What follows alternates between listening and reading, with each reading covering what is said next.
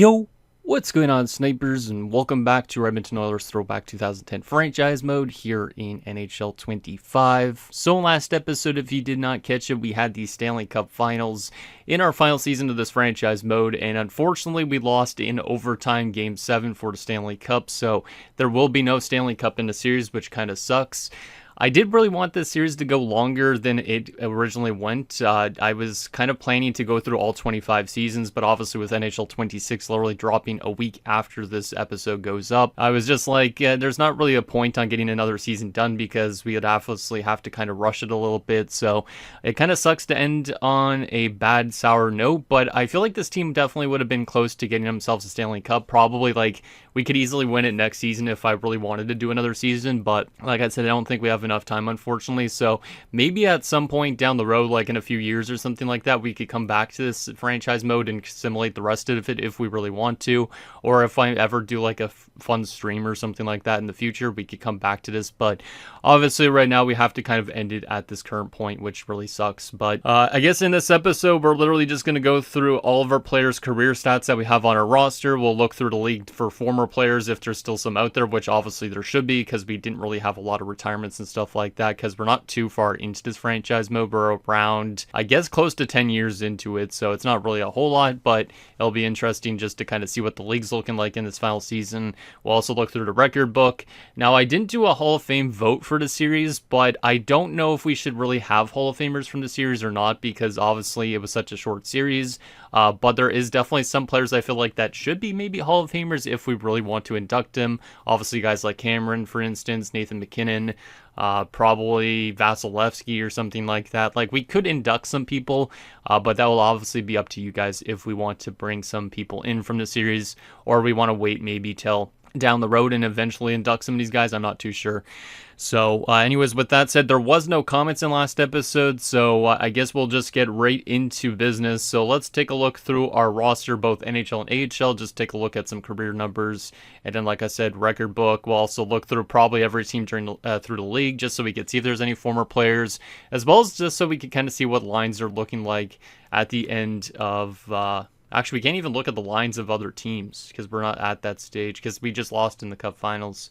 That kind of sucks. I forget that it was set. So I guess we'll look through the contract screen just to kind of see what teams were looking like on the last season of this franchise mode so we could kind of see what players were on specific teams because we didn't look at the lines, I don't think, at the beginning of the season, or maybe we did. I can't remember, to be honest, but let's anyways look through our roster and see some career numbers. So we'll start off in goal, I think, just so because we have some really good centers on this team. So let's start off by looking at like Vasilevsky, for instance. It kind of sucks though that we have to end this series already, man, because I really feel like this team would have been very close to a Stanley Cup. And obviously with my Islanders franchise mode, we didn't win a single Stanley Cup in 25 years. So I'm kind of hungry for that Stanley Cup. So hopefully in NHL 26 we could get one relatively soon, even though our only series is going to be literally like a draft to glory, which I'll talk more about that in a channel update video coming soon. But here is Vasilevsky's stats. As you can see, he's been with our NHL team for a number of years at this point. Did spend at least a brief bit in the AHL, but you could see in the NHL, he's been getting better, I'd say, for the most part, every single season. A little bit of a drop-off from his 2032 season, but a pretty solid record, 13 shutouts, a 909 save percentage, and a 2.8 goals against. I obviously really like the goals against. Save percentage is solid as well, and shutouts are good. And you can see also in the playoffs, though, this is, I think, where he's been making his money really well. As you can see in the playoffs, like, he doesn't have the craziest record of 21-14-4, but he does have a 914 save percentage through those 39 playoff games. So he goes better in the playoffs than he does in regular season. So he's been a very good goalie. And like I said, I think he would obviously help us get a Stanley Cup at some point. He has won a Jennings in his career. He's not won a Vezina yet in this franchise mode, but I definitely think he would have won one if we had more years left. So shout out to Vasilevsky, obviously being a 15th overall pick because we knew how good he was for the most part. We also do have a young goaltender in Ricardo McClement, who I've really liked McClement. He's only played briefly here, obviously, but he's came in and done an absolutely outstanding job. Obviously, you can see he spent most of the time in the OHL, eventually came into the AHL, posted some solid numbers, good goals against, save percentage a little bit low, but then his year afterwards in the AHL absolutely was fantastic down there. Deserved a call up, came up to the NHL and played absolutely fantastic when we had an injury to Vasilevsky. 7-1-1 through 9 games, 923 save percentage. And in this year, he didn't have a great record, but he still had a 911 save percentage. So a 915 save percentage despite a 12-12-3 record, I would say that's pretty fantastic. And then you can see also in the playoffs, his numbers are still 500, but he had a 918 save percentage. So I think a lot of our goaltenders seem to get better once the postseason started as well. Like, McClement wasn't that great in the AHL playoffs, it looks like, but definitely in the NHL playoffs and regular season, he's been a brick so far. And I definitely think he would have been a guy that maybe could have contended to push Vasilevsky out of Edmonton at some point, but obviously tough to say because they're both very similar ages.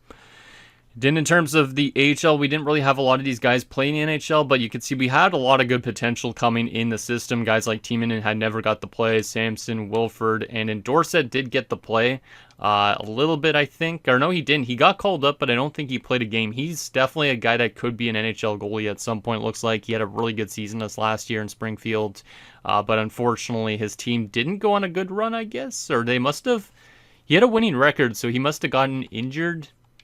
I don't really know, because Wilford would have started the other games, right? No, not Wilford. Samson would have. That's the one I was looking for. Let's take a look at that. He didn't play any playoff games either. Huh, that's strange.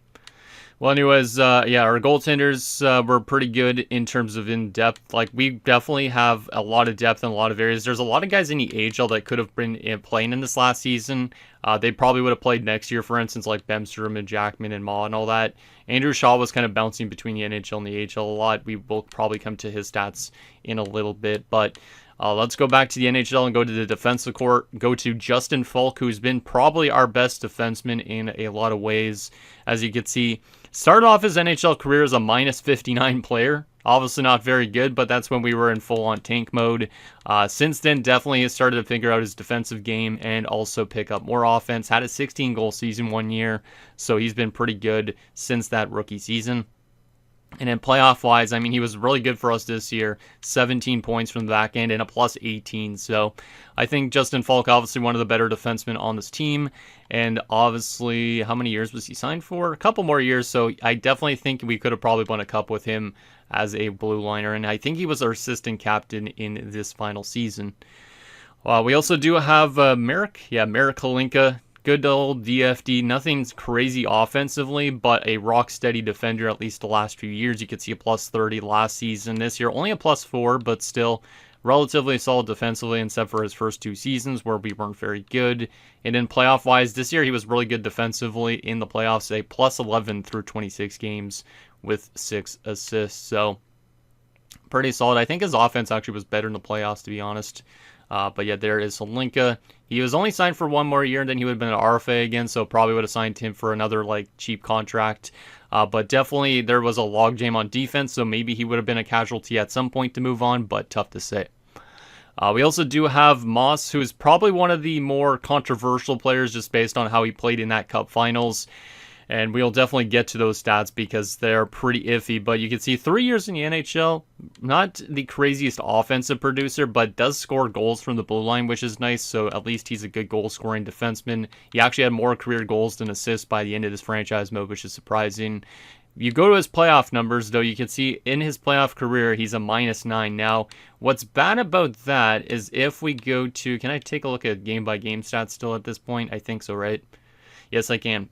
You can see in the Stanley Cup Finals versus the Buffalo Sabres, he had an absolutely terrible time. The first game, he was good. He scored a goal and had a +1. But you can see 2 games in a row, he was a combined -6. And then he had an even game, so that one's not too bad, but only 13 minutes of ice time because we lowered his ice time by a lot. He came back and got a little bit more ice time that next game, but was -3 again. So technically in the Cup Finals at that point, he's a -8. And then you can see he was a -1 in that last game because he turned over the puck on a huge goal that ended up tying the game basically from Drew Stafford. So basically in the Stanley Cup Finals, he was a -9, which is absolutely insane. If he didn't have that one goal in that first game, he probably would have been a -10, which is insane. So yeah, not impressed with his Cup Finals, but still from a regular season standpoint and from the rest of the playoffs, I'd say he's an okay defenseman, but I definitely think his defensive play is a little bit not great. He does have good awareness apparently, but I just don't know why he was so bad when we watched him in Earn Sim Engine. But I definitely think he could be one of those guys I would eventually move out just because guys like Metro could push him out. So that's that. Aside from that, speaking of Metro, we do have Ted Metropolit, former 9th overall pick back 4 years ago, so he's still quite young at this point. He actually had a pretty solid offensive season for being a DFD this year. He had 23 points, plus 27, so I do really like how good defensively he seems to be. And then from a playoff perspective, I think he was a little bit too aggressive this year. Like, he's still a great DFD, obviously, with that +7, but 24 penalty minutes in 26 games in the playoffs, only had 27 all regular season. So it seemed like once the playoffs started, penalty trouble came up for him. And that was the same thing for him, I guess, in his first ever playoff run as well, 14 penalty minutes in 17 games. So I guess he gets a little bit more aggressive when the playoffs happen. So maybe he needs to learn his discipline a little bit better, which his discipline right now is only an 83, so it's not the highest, but it's definitely not the worst either. But yeah, definitely this team should have been more disciplined in the playoffs. Speaking of next up, we do have Esa Maki, who is an OFD, so one of the offensive defensemen we've had. He's actually starting to come into his own a little bit. I was kind of worried, but he is 24 years old at this point, so I don't think he's going to really develop into becoming like a crazy low lead offensive defenseman, but he is starting to figure out that offensive game and also still have some good defensive results too, so he's looking good at least at this point. His playoffs, I think, were pretty solid too, being a +5, so no real problems with Mackey. Also, him being a right D, I think I probably would have preferred holding on to him over somebody on the left side a little bit, just because obviously right Ds are harder to come by, so there's that. This guy never got to play a game with us, right, Warren Lyon? No, not yet. He played a full AHL season. He's definitely one of the top prospects on this team.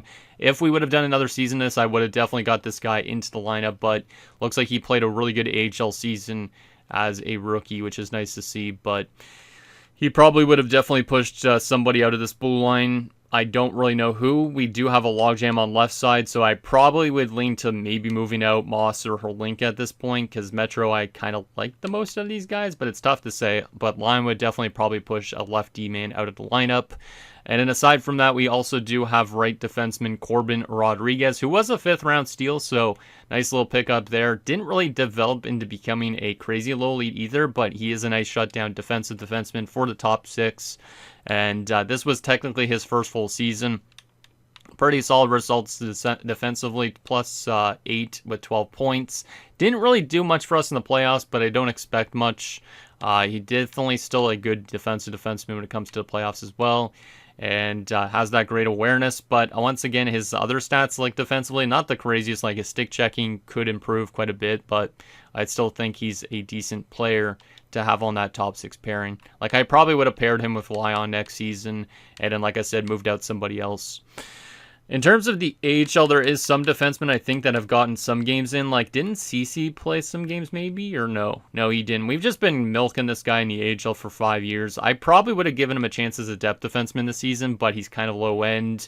This guy was technically, I think, our depth defenseman, right? Yeah, Reitz.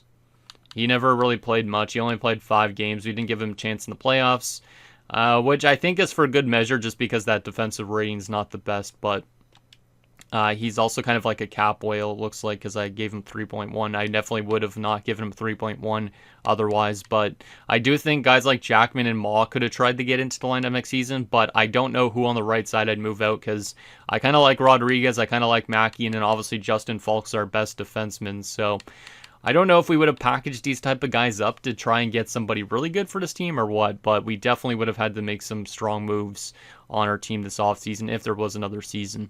So, aside from that, I don't think anybody else down here in the AHL's actually played a game on defense. Nope, doesn't look like it.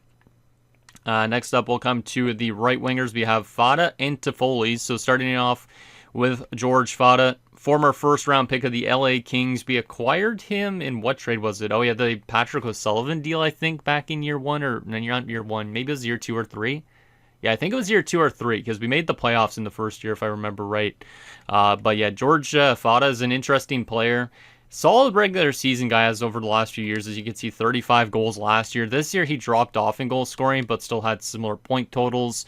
But what I didn't really like from Fata as well as this playoff run, 8 points in 26 games doesn't seem terrible, but most of those points end up coming in the finals. Like, he didn't really do much for us in the first few rounds. So definitely wanted to see a little bit more out of him, especially after having a 22-goal season. I thought he would have been a guy that could have scored maybe like 10-plus goals at that point.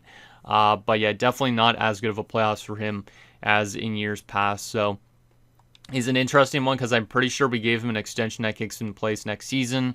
So I wonder how costly that contract would have been for us. Like if it would have been something that we would have had to move out from, or if he would have actually started to produce again at the same level that he was before.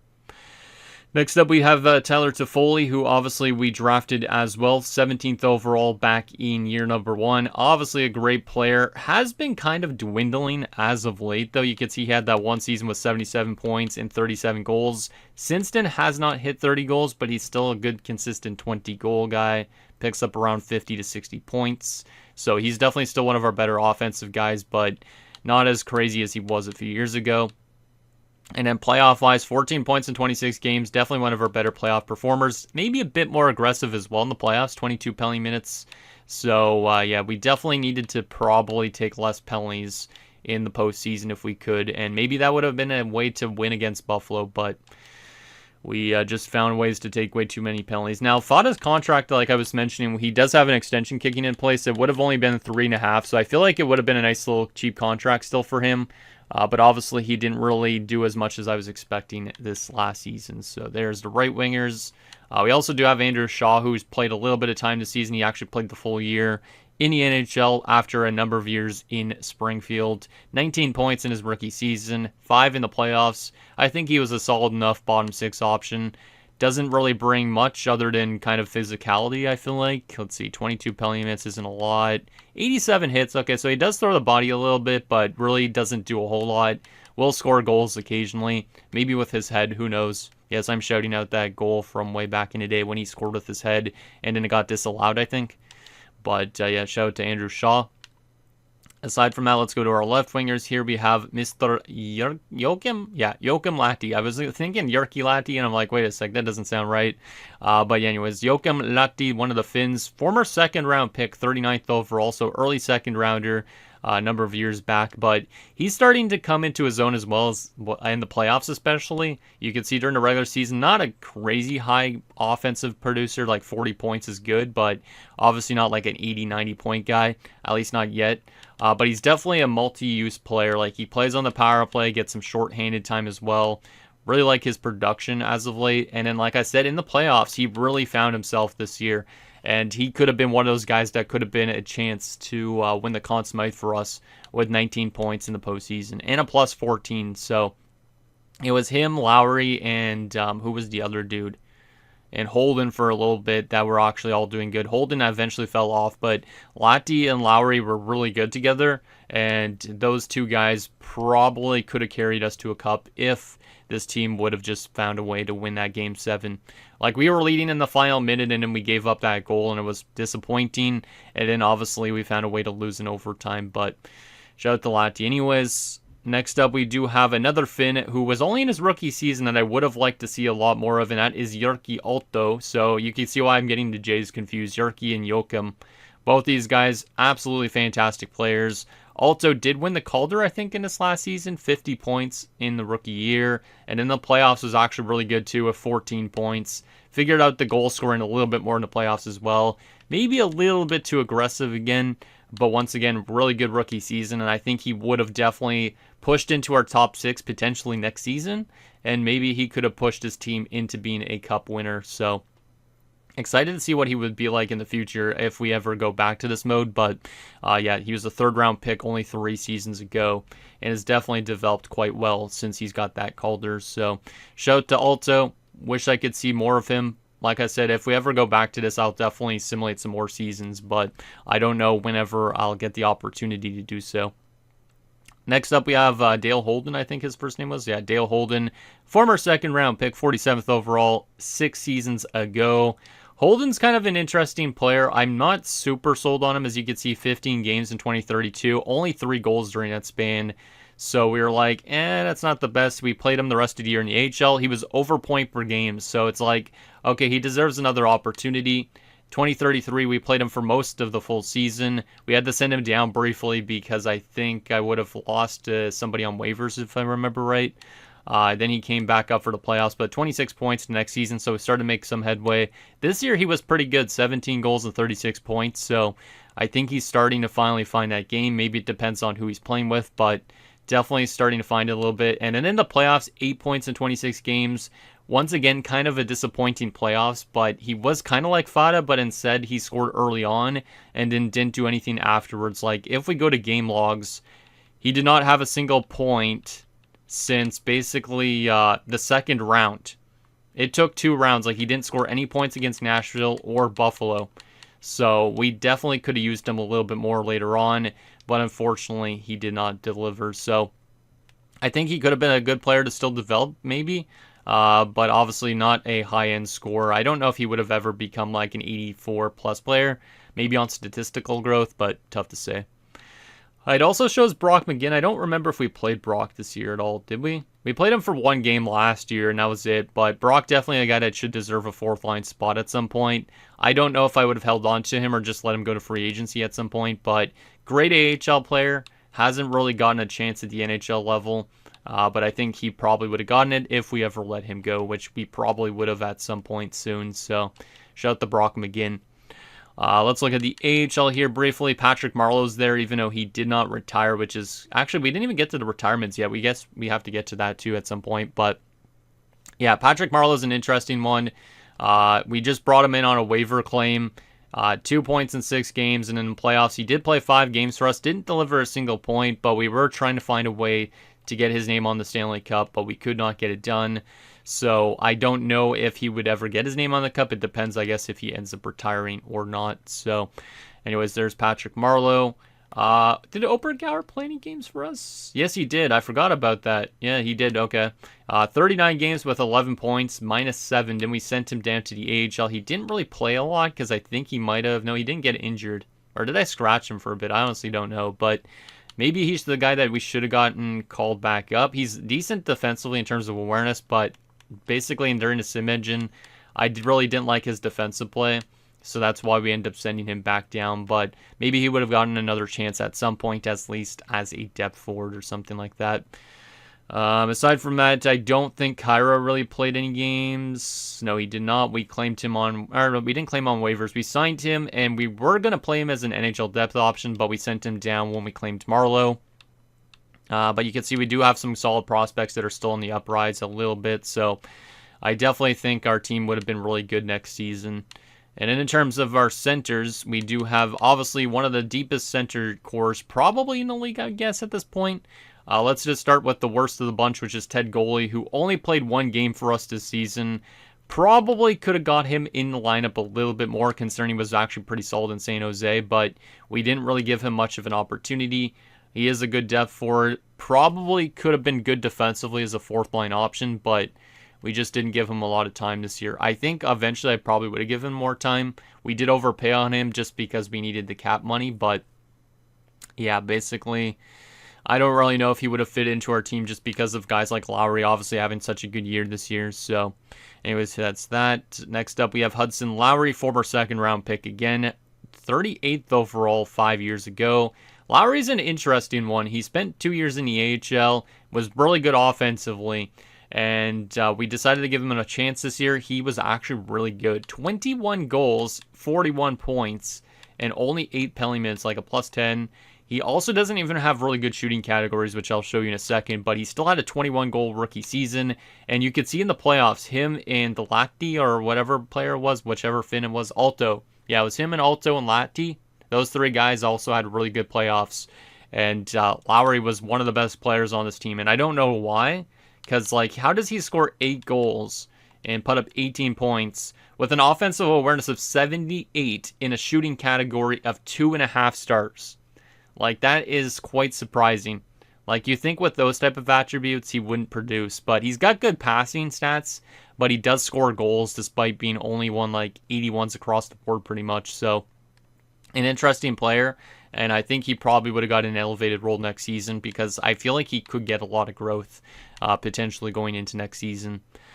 We also do have Boone Jenner, who's been a good staple on the fourth line for us for a few years now. Relatively consistent player, you can see, like really consistent actually, 24, 25 points a season.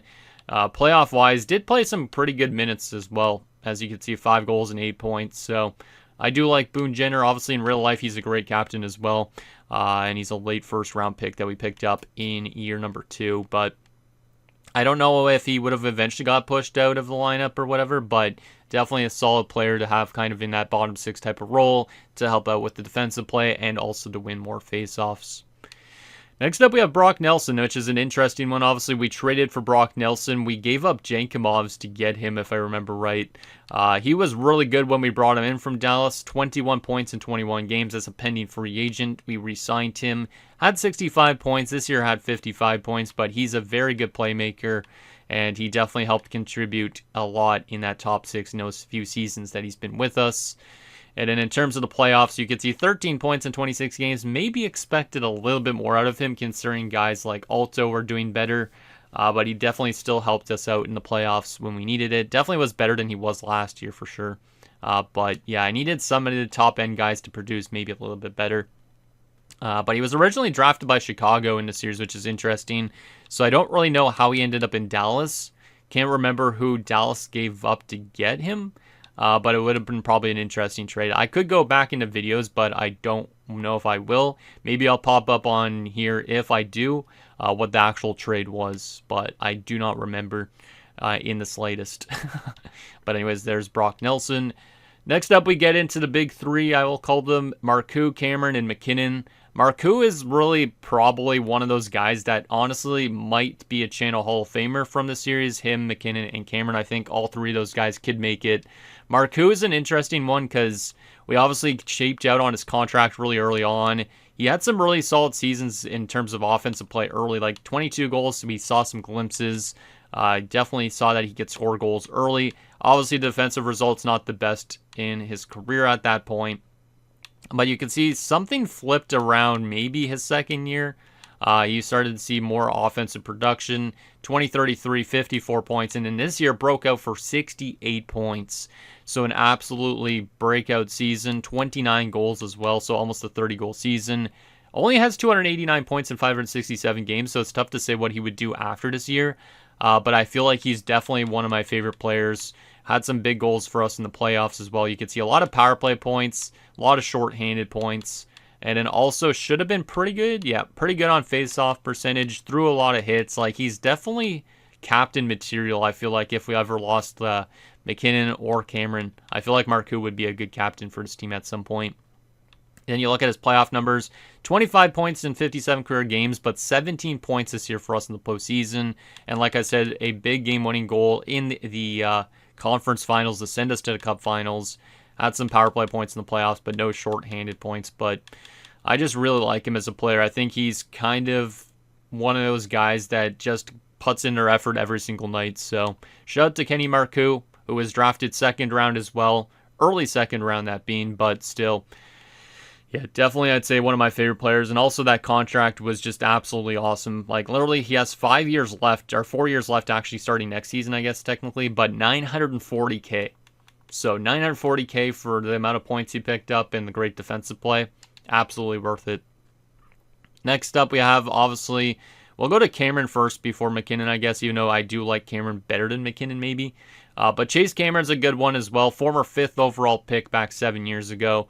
He obviously will continue to develop, I think. He's a really, really good player. He did miss a lot of time this year, which was unfortunate, but our team was still good without him, which was kind of surprising. But you could definitely see he is got the offensive attributes for sure. Like 39 points in his rookie season, minus 46. Obviously, we're terrible then. Starts to pick up his offense, and then by the end of his ELC, 71 points, becomes a consistent 70-point guy all the way till this season.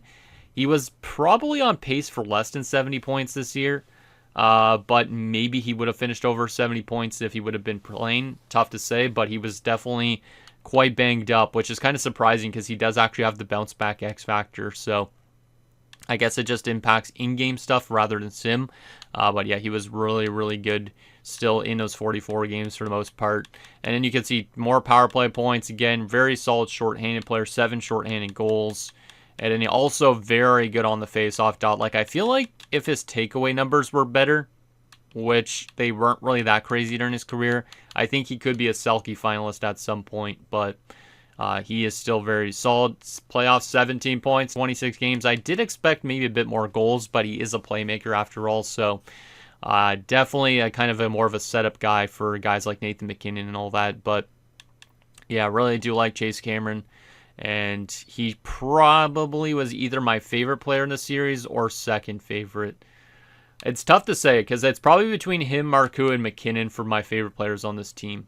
I would say at least. Vasilevsky is probably up there for the goalie, and same with McClement.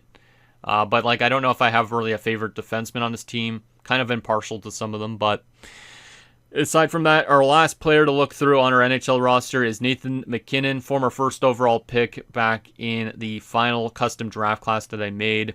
Obviously, one of our best players on a great little contract as well.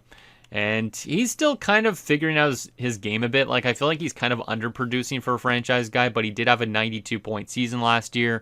Fell off to a 67-point season this year, but he's still obviously a really good player. Minus 31 in his second season's obviously not great, but since then has been good defensively. Picks up close to a point per game. And then in the playoffs was really good, 19 points, so he definitely figures out his game there as well. And yeah, just a good captain for his team as well, I'd say. At this point, he didn't win any awards, which is kind of surprising. I don't know if he would have won any awards, but feel like at some point, like an Art Ross could be in his favor, but tough to say. I don't think Cameron won any awards too. Yeah, no. We really didn't have a lot of award winners on this team, like rookies and stuff. It would have been the only one would have been Alto, I guess, because everybody else I don't think had one, which is kind of crazy. So, I guess technically Vasilevsky with the Jennings or whatever it was, but. Let's look at the AHL briefly, see if there's any centers down here, which I do not remember. Nope, none of these guys played for us, but you can see we have some good potential coming. Romano, Cool, and Bork. So I think we had a really good prospect pool. I think our NHL team was really good too. And that's why I think we would have won a cup if we would have done like another 2 years or something maybe. But can't do it. All right, so that's our NHL team, AHL team, and all our players' career stats. So the next thing on our list here, I guess we'll briefly look through every NHL team. I know some people don't really care for this type of thing, so I might leave, like, timestamps and stuff again, so you guys can kind of skip through this. But let's just briefly look through every NHL team and see if we could find some former players that are still kicking around, or just basically kind of see what these NHL teams look like in their last season. So let me actually remove my face so you guys can see cap details and stuff as well, but we're briefly going to skim through this. Robert Nilsson, we're not going to even look at his stats, but obviously he played with us briefly in the beginning. Looks like the Ducks were building a pretty solid of a team for the most part. Defensively, what is their defensive core? And Trevor Daley being your best defenseman, probably not a great idea. Hamonic kind of actually developed into what Travis Hamonic should be, which is pretty good to see. Because I was kind of worried that some guys would overdevelop. Hamonic's only played 3. He played actually a number of years ago in the NHL and then went back to the AHL. Damn. The Islanders really didn't develop him that well, I guess. But good to see him actually cap out probably at his highest peak. Because I don't think he would have been really higher than an 80 at one point. Maybe he would have been, but tough to say. Goaltenders, Grubauer, our former goalies there. So Grubauer's bounced around a bit. I will take a look at his stats for fun, but we didn't really give him a huge chance to play here. We ended up moving on from him after his rookie season, and then he's been in Boston and Anaheim since then. Not really a lot of playoff experience either, but shout out to Grubauer, who we drafted back in the first year. So there's the NHL for the Ducks. We'll go to Atlanta now. I'm not even going to look at their AHL teams, but in terms of players that didn't pan out, though, Artemi Panarin probably could have developed higher. I feel like it's only because the Thrashers were using him as a bottom 6 guy for a lot of time.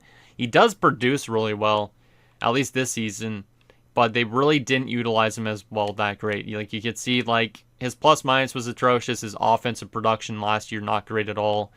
But yeah, I think the Thrashers were really just underusing him. They didn't really have they had a lot of good players, so they probably didn't need him in the top 6, but definitely he's a guy that probably could have developed better. I think, when did he get drafted?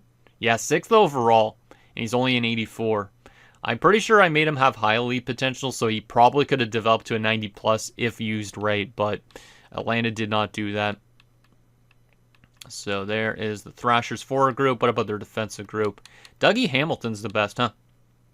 Enstrom is still there, though, and guys like Ristolainen. They have not a bad defensive core. And in goaltending, Pavelec and Denisov. Denisov's not bad, but Pavelec obviously didn't really become a crazy goalie, but obviously that's realistic to real life, too. Boston, Patrice Bergeron and Brad Marchand and all those guys are still there. Blake Wheeler ended up spending his entire time in Boston so far, it seems like, which is kind of surprising. Tomo Ruutu's there as well. Lupul. Seeing Joffrey Lupul in Boston is kind of funny. Defensively, Ekholm's there now. He was in Ottawa, I think, at one point in this universe. Goaltending, Tuukka Rask is still there, and a guy named Bush. What's your first name? Mateo Bush. Shout to the Bush. Buffalo. Obviously, we just seen them because we lost to them in the Cup Finals, but it's good for them that they end up holding on to Morgan Rielly, because originally I thought Morgan Rielly was going to get dealt or become a bust, but they held on to him, and they ended up beating us in the Cup Finals. They have a really good-looking roster, so they've actually built up quite the team, which is kind of surprising, because in real life, obviously, Buffalo has not made the playoffs since 2011, was it?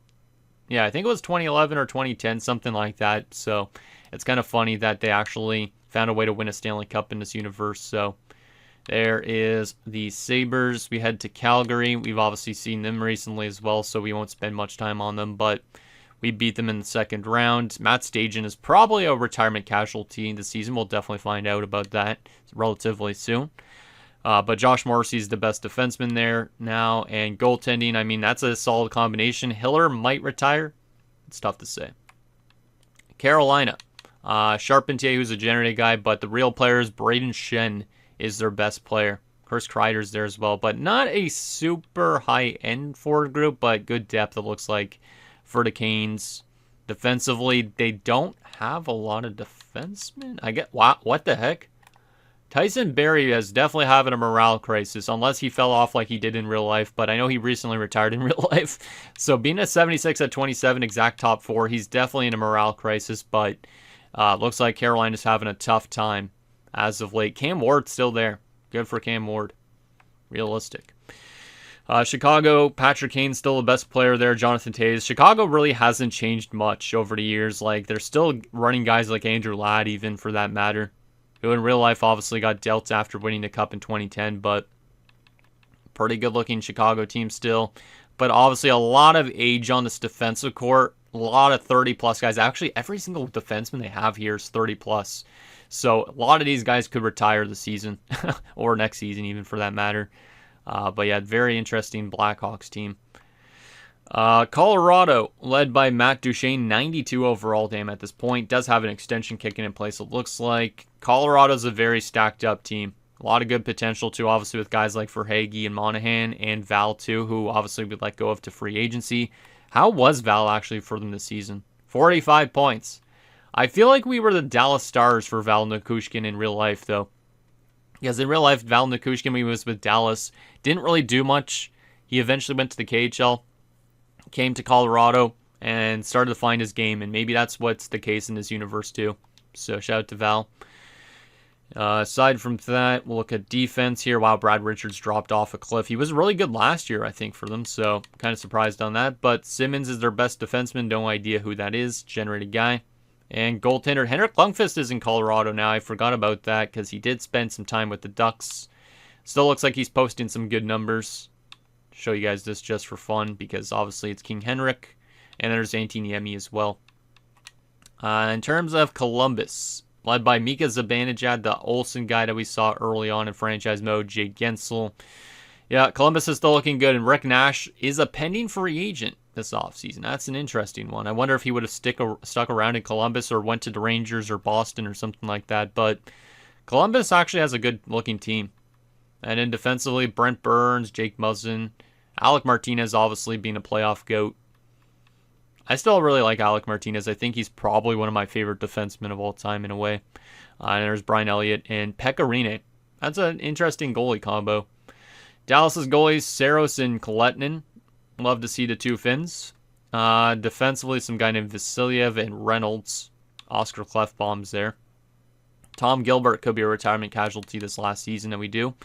Forward-wise, led by Jamie Benn and Wolski. There's Jankomovs, our former guy. We might as well take a look at Mr. Alexander Jankomovs, who was a free agent pickup, I think, by us. But looks like he's having some solid years in Dallas. Was over a point per game after we dealt him there the same year we brought in Brock Nelson from them. But looks like he's having some solid stats. Didn't really do much for them in the playoffs this year, but looks like he had a good regular season. So shout out to Jankomovs. Would have been a guy I would have held on to longer, but we needed to make some adjustments. And I think I'm glad we did, because we actually got to a finals before the Dallas Stars did.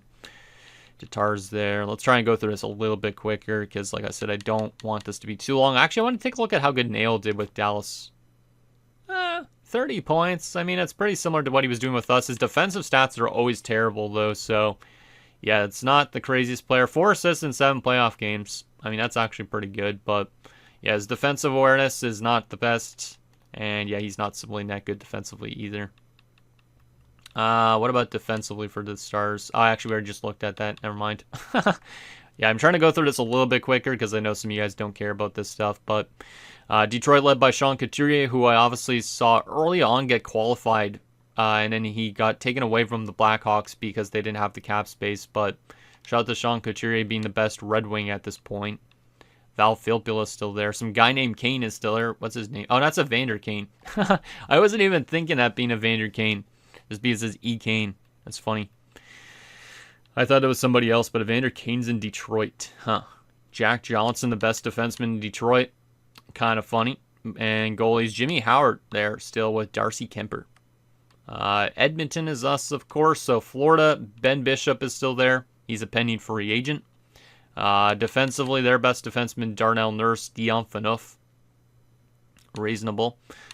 Best forward on his team is Ricard Raquel. I like that Ricard Raquel developed. I like that. Radulov there as well. Frolik, Lucic.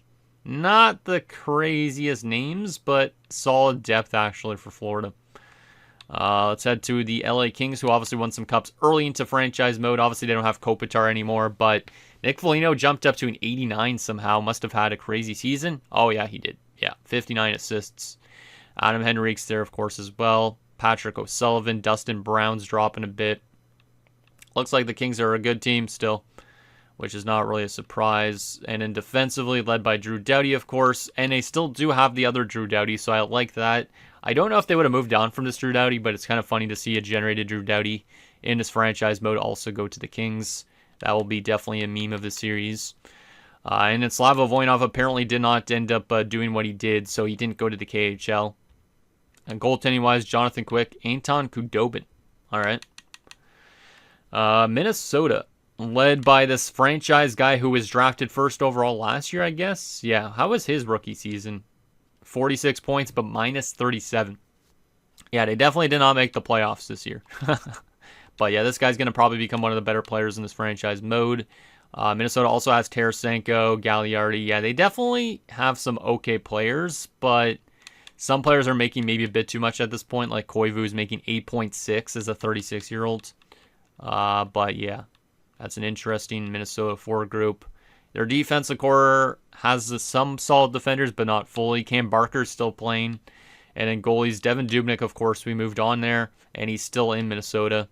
And his numbers, despite the team being bad, I would say aren't terrible. It's not like he's posting like an 890 save percentage, but we definitely cashed out at the right time because you can see he was really good with us.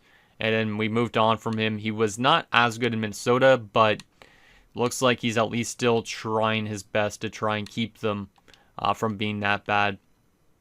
So there's Dubnyk. There's also a guy named Finley. We head to Montreal. Carey Price obviously still there. Not really a surprise with McElhinney. Defensively, PK Subban still their best defenseman. And then from a forward perspective, led by our former guy Sam Gagner, who is a pending free agent, interestingly enough. Sam Gagner is a controversial player in the series because he was so good, and then we ended up trying to battle a contract with him, and he just did not want to re-sign. We moved on from his contract, and looks like he had some good years in Montreal. But yeah, definitely would have liked to have held on to him after that first playoff run we had, but just could not. So, shout out to Gagner. They also do have guys like Killorn over there. Jordan Eberle's there too. I wonder if Eberle's on the same line. Probably not, but it's kind of funny to see a couple former Oilers on the same team again. Because Eberle, after moving him to Boston, he played one game in Vancouver, so was scratched most of the season. Had 59 points this year, so looks like he's finding that offensive game a bit again. So shout out to Eberle. Danny Heatley's there at 38. He's probably going to retire, my guess. Nashville, obviously we've seen Nashville recently, so won't spend much time on them, but the young top line is fantastic. Nashville's definitely a team I would say that would win a cup in this franchise mode soon, especially with Yossi and Green as your top two. And then having Yaroslav Halak between the pipes is nice. New Jersey. What does New Jersey got? Still Kovalchuk, 86 overall now at 36, so he's dropped off quite a bit, but him and Gus Nyquist leading the way. Obviously, Nyquist also played some time with us. Has been pretty good with the Devils, too. 63 points, but not good defensively. They did not make the playoffs this year, but shout out to Gus, who is making $9 million, so he's getting paid quite nicely. Making more than Kovalchuk right now. Zach Parise is still there too, same as Zajac. So it looks like the Devils are kind of doing what they did in real life, where they held on to a lot of guys for most of their careers. Giordano there too. Ryan Whitney, who played with us early on, has been a good defenseman since he's left us, but we won't really focus much time on Mr. Witt. And goaltending-wise, Steve Mason's the goalie in New Jersey at this last season. Him and Michael Neuwirth. The New York Islanders, led by our former goalie prospect Danielson. I'm curious on his stats as of late. He's played 4 seasons with them. Has been getting better every single year, so that's good for that. Has made the playoffs one time with the Islanders this season. Was not very good whatsoever. So I don't think we missed out too much on Danielson, but maybe he would have been better if he was on this team. But obviously we prioritize Vasilevsky for sure. So it's him and Peter Mrazek there. Defensively, they have guys like Cam Fowler and Brian Lee for random names. Forward-wise, John Tavares, Ryan Nugent-Hopkins. They have some really good forward guys. Hurdle, the Suominen guy. I definitely think they could be a good team, but they need to figure out some other areas a little bit more, like their defensive core, I guess, probably. From a Rangers perspective, let's go to their goalies first. Jack Campbell and Thomas Greiss. Ooh. I don't know if I would run that goalie combo. Did it get into the playoffs? It did get them into the playoffs, though, so I guess it works, but that's still a really weak combo. Defensively, Ryan McDonough. Actually, they have a good defensive core in front of the goalies, so maybe that helps things, but, I mean, Matt Benning's playing. Forward-wise, Nikita Kucherov. Obviously, this forward group has some really good players on it. I'm really surprised they held on to Gaborik long-term still. I thought after Kucherov developed nicely that they were going to let him go, but they held on to Gaborik the entire time. He could be a free agent this offseason if he doesn't retire, but they don't really have the best depth because I feel like they're overpaying maybe on some people, but good team. And they won some cups early on in this franchise mode, if I remember right. I think Kucherov's won a cup, right? Yeah, Stanley Cup in 2030, so 4 years ago. And then he also won the Calder in his rookie season. The Ottawa Senators led by Landeskog. Kyle Turris went to Ottawa, which I still find is one of the coolest things. Turris obviously finding his way to Ottawa after a couple years in Buffalo in this franchise mode. And still picking up some good numbers. Made the playoffs last year, but not this year. And who knows, maybe Kyle Turris could stay in Ottawa. Oh my goodness, that cap hit though. I don't know about $11.84 million, but he's at least an okay player still. But that's a high up cap hit for sure. Mike Hoffman's still there. Alright. Chris Tierney found his way to Ottawa too, somehow. Oh yeah, he was drafted by them. That's right, I forgot about that. Defensively, obviously, EK65 still leading the way. Seth Jones is there. It's kind of weird. Hampus Lindholm found his way to Ottawa. It's like 2BC was running the Sens or something. And then goaltending, it's led by this guy named Nieuwendyk and a guy named Bouzas. Alright. Philadelphia. Yeah, led by a guy named Yashin. Defensively, led by a guy named Clutterbuck and Sutton. Some generated guys. Obviously, Chris Russell's there too. We got to shout out Chris Russell. We have the opportunity to do so. Great shutdown, D-man. So shout out to Russell. Did he win a cup after leaving us? Yeah, he did. I thought so. From a forward perspective, led by Mike Richards, Mark Scheifele, Claude Giroux still there. They have some really good players on this Flyers team, so they definitely could still win a cup again at some point in time. Phoenix, led by Martin Hansel and Bo Horvat. Weird there. And then obviously Jeffrey Wong, or whatever his name is. Yeah, Jeffrey Wong, a.k.a. Connor McDavid, because he was drafted first overall the same year. Cogliano, our former guy, obviously is in Phoenix as well. 61 points this year. He's been a pretty solid player still, so he didn't drop off too much, but obviously that plus-minus is atrocious because the Yotes have been terrible and haven't made the playoffs, I don't think, at all in this entire series, if I'm not mistaken, so that's kind of crazy. Jeff Skinner's there too. Interesting. So there's their forward group. Defensively, led by OEL and John Klingberg. That's like no defense whatsoever, at least at this point. At least in my opinion. And goaltending-wise, Robin Lehner is there. The Pittsburgh Penguins obviously still should be good, led by Fleury. And I forgot that they have Matt Murray as well in this universe. He was actually originally drafted by the Sens, though. So obviously a little bit reverse roles. And he's been in Pittsburgh for a few years. Did play briefly for the Sens AHL affiliate in Binghamton. And then also went to Philadelphia, as I just mentioned. But kind of funny to see him find his way to Pittsburgh. Defensively, led by Chris Letang, Kyle Quincy. Kind of weird. Forward group led by, obviously, Crosby, Malkin. Stahl is still there. I'm surprised they didn't move on from Jordan Stahl. He even has an extension. So Pittsburgh's still very top six heavy. This is kind of realistic to real life, though, too, because obviously at this point in real life, Pittsburgh has some really good players like Crosby and Malkin, but the depth obviously is not very good. Like when Jared Boll is a top 8 player on your team, it's not very good. So there's that. There's also Magnus Payarvi. We just got to shout him out. I don't even want to look at his stats, but shout out to Payarvi. Let's head to San Jose, led by Logan Couture. Joe Thornton's still there, but he's obviously dropped off a ton because he's 39 years old. Ales Hemsky's there too, actually. We got to shout out him because he's dropped off a cliff as well. But yeah, Hemsky's bounced around a bit since leaving us. This could be his last season in the NHL. Was really good for us in that first playoff run, so shout out to Hemsky. Defensively, led by Gostisbehere and Vlasic. Goalies led by Bruce Galoff, who's only a 77, but he's dropped off a lot because he's 38. St. Louis, led by Semyon Varlamov, who's there now, and Pascal Leclerc. Defensively, I mean, they do have Pietrangelo and Weber, which is nice, but the rest of the defensive core is kind of average. And forward group led by Nathan Horton. No, not Nathan Horton. Festerini, Huberto, and Bacchus, and also Oshie. They have some good forward depth, though. Tampa, led by the likes of Steven Stamkos and Elias Lindholm and Nikita Gusev.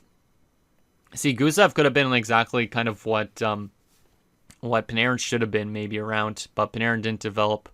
Because Gusev would have been a late pick, right? He was 9th overall, never mind. He got drafted quite early on. Kind of surprised on that. So there's Tampa's forward group. Their defensive core led by Victor Hedman and Ryan Suter. That's pretty nice. And their goalies, Ullmark's obviously been really good in this franchise mode, and Ray Emery. Toronto has been a weird team in this series, led by Kopitar, Johnny Gaudreau, Phil Kessel, Millman. Like, they have good potential, but they have not found a way to make this defensive core good. At least I feel like. And then their goalies led by Connor Hellebuck, which is a nice one, but their defense has always been their problem, I feel like, so far. Vancouver, led by the likes of this guy named Webb. What's his first name? Carson Webb. And there's also Ryan Kessler as well. But Henrik Sedin's still there, even though his brother left many years ago. Defensively, led by this guy named Leonard. And goalies led by Jonathan Bernier. Oh, yeah, that's right. They brought in Bernier for Jerome McGinley. I forgot about that. And lastly, the Washington Capitals, led by Ovechkin and Backstrom. Marcus Johansson and Semin are really good still, too. All right. And then what about defense? John Carlson, of course, Dmitry Orlov, and goaltending, Braden Holtby and Antti Raanta. So there's the teams that are still looking like at this last season. I wanted to show you guys that just in case you guys ever want to kind of see what it would like to, basically what the NHL would look like in 2019, because I don't think I did look at that at the start of the season, but I could be wrong. All right, final few things, because I know this episode is getting quite long. The first thing we're going to take a look at is the retirements and all that stuff. And then we are going to look at the record book. So let's find out the retirements and stuff for the final season. Obviously, we don't really care about anything else like the draft lottery results and all that. But Anaheim would have won the first overall pick, followed by Ottawa, Florida, Minnesota, and Carolina. Interesting. All right, so the retirements in this final season, did Patrick Marleau retire? I'm wondering on. But let's start off with the big retirements. Let's just go through forwards. Justin Williams is the big name that retired this season. 916 points in 811 games, but he played games with Crosby and all that, and that inflated his stats like crazy. You had Gaborik retire. Joe Thornton retired in his last season. Lombardi retired, and he was really good because he played next to Kovalchuk. Patrick Sharp, Mikko Koivu does retire. Henrik Zetterberg retired as a free agent. Damn. Spezza, Ribeiro. Patrick Marleau did retire. That sucks after not getting him that Stanley Cup. There is some pretty big retirements this year. Actually, a lot more than I anticipated. We'll just skim through all this so you guys can kind of see who was a casualty. Drew Miller even retired at 35. I mean, in real life, I think he retired young too, right? If I'm not mistaken, unless he played overseas. But I'll just scroll through all this so you guys can see every single name, including Brett Sterling. Shout out to Brett Sterling, AHL ringer. And then from actually, shout out to one guy too here, Nick Tarnowski, for being that guy up at the golf club. Defensively, Tom Gilbert does retire, so shout out to Oilers legend Tom Gilbert as he retires with the Dallas Stars. A lot of other solid top four defensemen have also retired. Also, shout out to guys like Shane O'Brien and all that. Goaltending-wise, the best goalie to retire, Ryan Miller retires in the AHL. You also had Craig Anderson retire already. It's kind of surprising. McElhinney, Leighton's retired. Eric Erzberg. Shout out to Erzberg. Jeff Delorier retired. That's a good way to end the retirements and all that stuff. We got to shout out Jeff Delorier just for Tyler's sake if he watches this episode because he's a Delorier stan. So shout out to Delorier and shout out to John Curry for only getting one NHL game in. Because obviously in real life he didn't really get a lot of playing time in the NHL either. He was always more of an AHLer. So those are the retirements. Coach retirements. Did we lose anybody? Not that it really matters because we're not going to be doing more anyways. No, we did not. All right, here comes the last part of this mode. Let's take a look at the record book for our team. And we will also take a look at the record book for the entire league to see if anything got broken, which I highly doubt just because we didn't simulate too much. But in terms of currently, I don't think anything's going to be broken because obviously we're the Oilers and also we didn't really get too far. But since we were looking at current players on our team, I mean, 8 more seasons if Falk was here, he could have broken Kevin Lowe's all-time season record.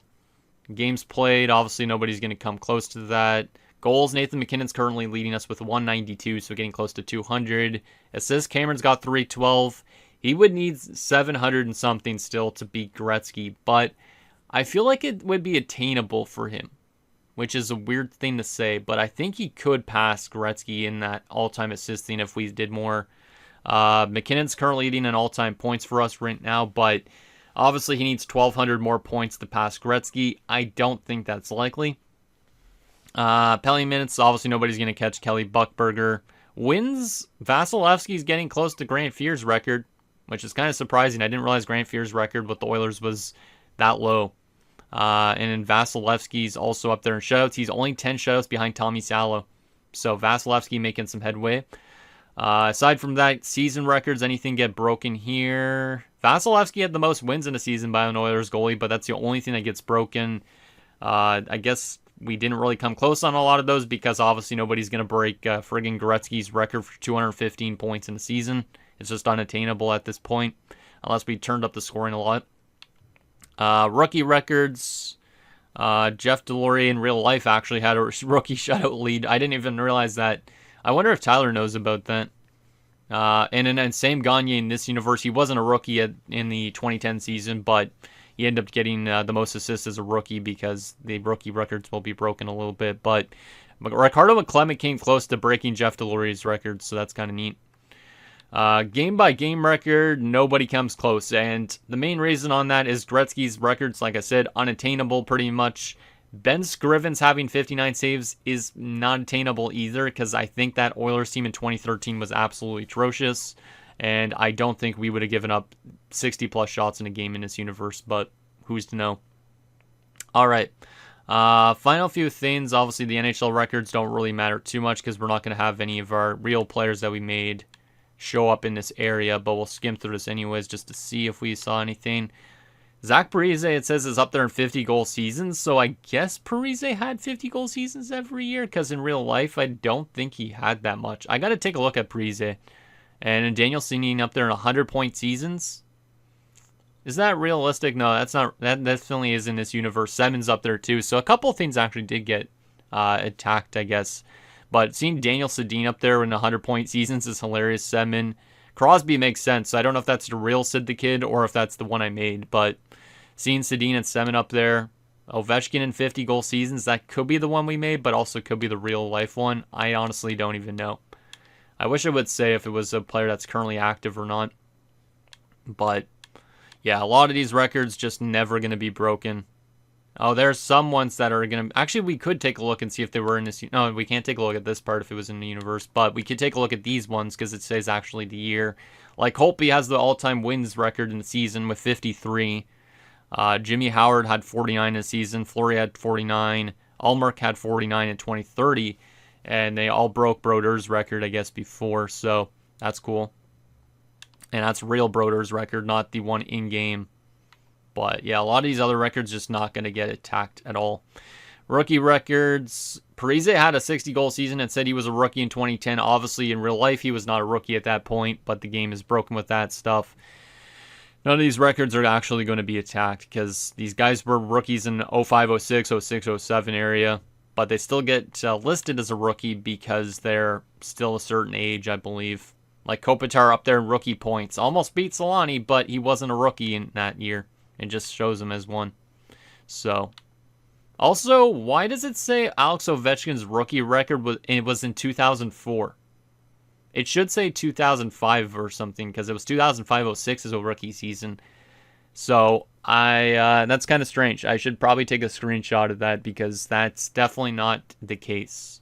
It's kind of weird. Holtby up there in rookie wins. He was a rookie in like around 2010, so that one could be actually a rookie record. But everything else, not so much. So there is that. So I think that's everything we need to take a look at, right? Because obviously we don't care about the rest of these stats and stuff like that. So anyways, guys, that's going to do it for this finale of our Edmonton Oilers Throwback 2010 franchise mode. So I hope you guys enjoyed this series. Like I said, I would like to go back to the series maybe at some point in time if we ever have fun time to do, like in between games or something. We could come back to this and take a look if we do another season, if this team would win a cup. But obviously NHL 26 is right around the corner, which I am very excited to do some content on. So obviously stay tuned for a channel update video at some point in time where I'll go over all my plans for 26 and for other games and stuff like that as well. And yeah, very excited to get into those series relatively soon. So anything down below, and I'll see you guys next time.